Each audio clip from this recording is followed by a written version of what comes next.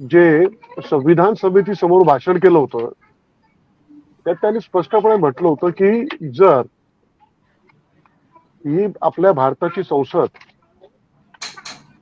जर जनतेच्या सामाजिक, राजकीय, आर्थिक आकांक्षांची जर पूर्ती करत नसेल तर ज्यांना स्वातंत्र्य, समता, बंधुत्व, न्याय, विशेष करून सामाजिक आणि आर्थिक न्याय याच्यापासून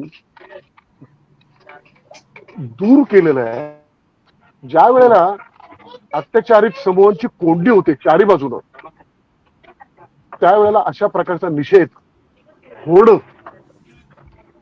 याला आपल्याला आतंकवादी कृती म्हणता येणार नाही.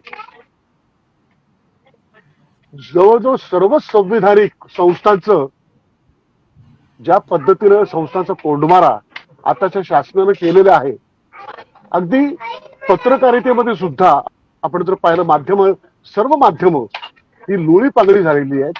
अशा अवस्थेमध्ये या मुलांनी त्यांचा जो विद्रोहाचा मार्ग संसदेसमोर मांडलेला आहे, प्रत्यक्ष कृती केलेली आहे, त्यांना आतंकी म्हणता येणार नाही. दलित पॅंथरने असंच केलं होतं. दलित पॅंथरने सुद्धा, दलित पॅंथरच्या कार्यकर्त्यांनी विधानसभेमध्ये, पार्लिमेंटमध्ये सुद्धा, संसदेमध्ये अशाच प्रकारची पत्रकं फेकलेली आहेत. तुम्ही मगाशी शहीद आझम भगतसिंगांचा उल्लेख केला. त्यांनी सांगितलं होतं की बहिऱ्यांना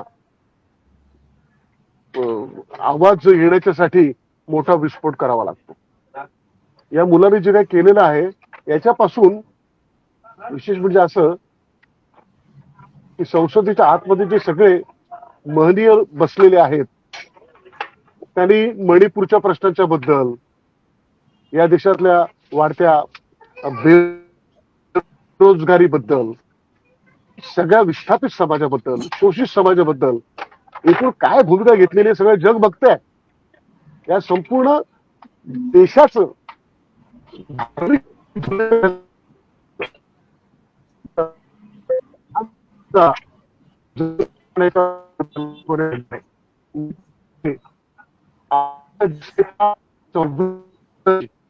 महिलांच्या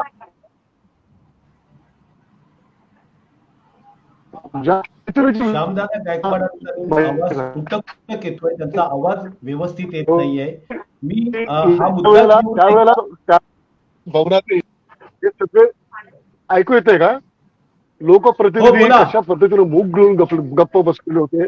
अशा वेळेला या मुलांनी जे काय केलेलं आहे ती त्यांची अत्यंत नैसर्गिक अशी प्रक्रिया आहे, प्रतिरोध आहे. आणि हे प्रतिरोध जशी जशी दडपशाही वाढत जाणार आहे